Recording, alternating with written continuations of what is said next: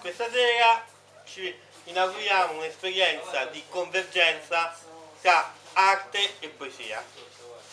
Il Loverismo è il tentativo di creare un'avanguardia nuova del 2000 ed è iniziato come esperienza figurativa.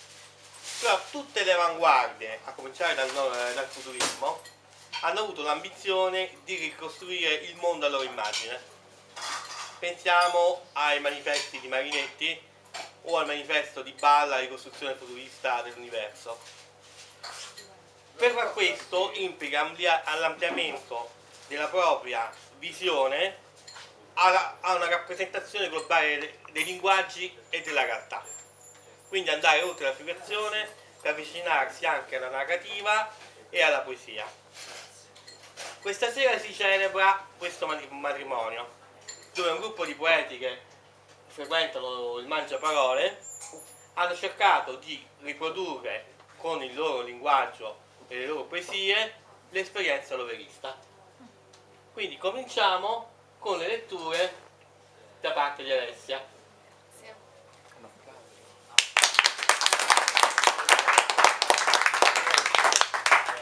Loverismo di Alessio Brugnoli. In nomina sunt consequentia rerum. Così racconta una frase latina che riflette profonda sul linguaggio e sulle catene che lo legano a ciò che in apparenza ci racchiude. Se un muro, un fiore o un'alba rosata riescono dure la percezione nella lugubre e piena concretezza, che dire dell'evanescente amore, le cui piaghe uno scettico apostolo non può contemplare, stanco e impaurito. Impalpabile nebbia ci accarezza, accompagnando nell'isola beata i nostri sogni e ripide speranze, empiendo il vuoto che segue rapido ogni frammento della nostra vita. La parola è uno specchio sporco e rotto, a cui sfugge il pio dono e la bellezza del consacrarti, stupito la vita.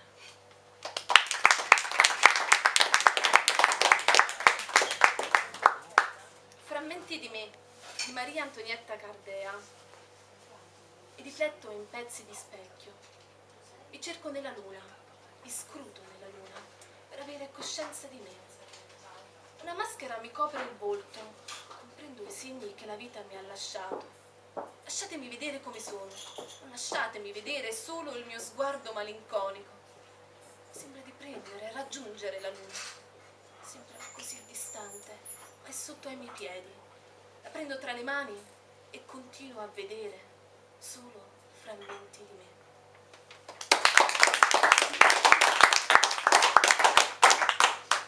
Palloncini di Alessandro Canali. Esplodono nel cielo i palloncini dei miei sogni e resta la certezza che le sconfitte spiccano nel buio, come le sigarette, quelle dure, Marlboro, già spaiate nella tasca.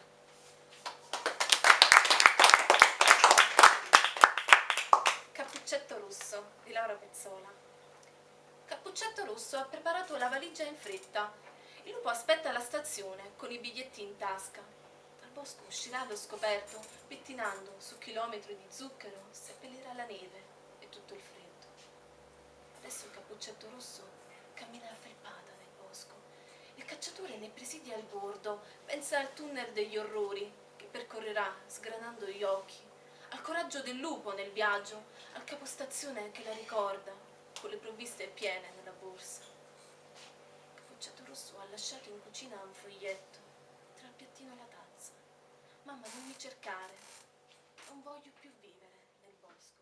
E come primo esperimento poetico mi sembra che stiamo a un buon livello, quindi l'esperimento direi che è più che riuscito, e questa di stasera credo sia la dimostrazione di quanto il loverismo può essere realmente aperto a qualsiasi forma e che è possibile creare questa atmosfera al di là del mezzo usato per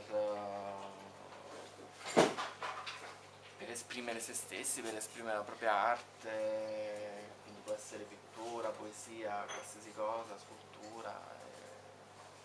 Quindi niente, vi ringrazio ringrazio voi, ringrazio gli artisti, i poeti